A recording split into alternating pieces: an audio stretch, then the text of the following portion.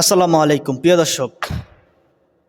লন্ডনে তুর্কির দূতাবাসের সামনে একজন কুলাঙ্গার আল কোরআনুল কারিম পুড়িয়েছেন।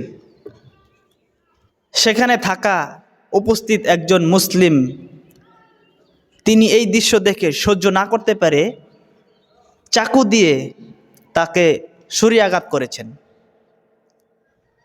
আল কোরআন সম্মানী একটা কিতাব।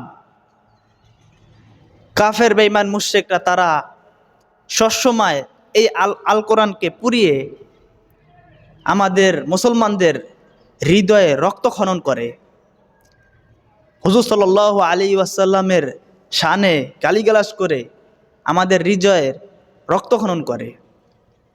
আমরা এটা সহ্য করতে পারি না। প্রিয় দর্শক, কাফের বেঈমান মুশরিকরা তারা এই কোরআনুল কারীম পুড়িয়ে মনে করে নিজের ব্যক্তিত্ব।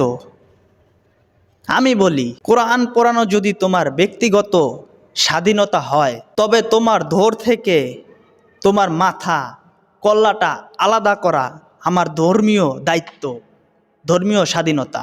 প্রিয় দর্শক, কোরআনুল কারীম যে আগুনে পুড়াইবে তার মাথাটা আলাদা করে দেওয়া এটা মুসলমানের দায়িত্ব, এটা আমার ধর্মীয় দায়িত্ব। সেখানে উপস্থিত থাকা সেই মুসলমান সেই কাজটাই করেছে,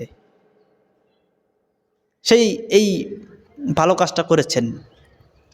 এরকম জেগে উঠবে মুসলিম উম্মাহ যদি হয় কিছু আল কোরআনের সইবে না রে মুসলমান এই উচিত জবাব দিয়েই ছাড়বে। প্রিয় দর্শক, সেখানে থাকা এই মুসলিম ভাইয়ের ঘটনাটা দেখে খুব ভালো লেগেছে। তো কার কীরকম লেগেছে সবাই কমেন্টে জানিয়ে দিবেন। তো আজকে পর্যন্ত সবাই ভালো থাকবেন, সুস্থ থাকবেন। আসসালামু আলাইকুম ওয়া রাহমাতুল্লাহি ওয়া বারাকাতুহু।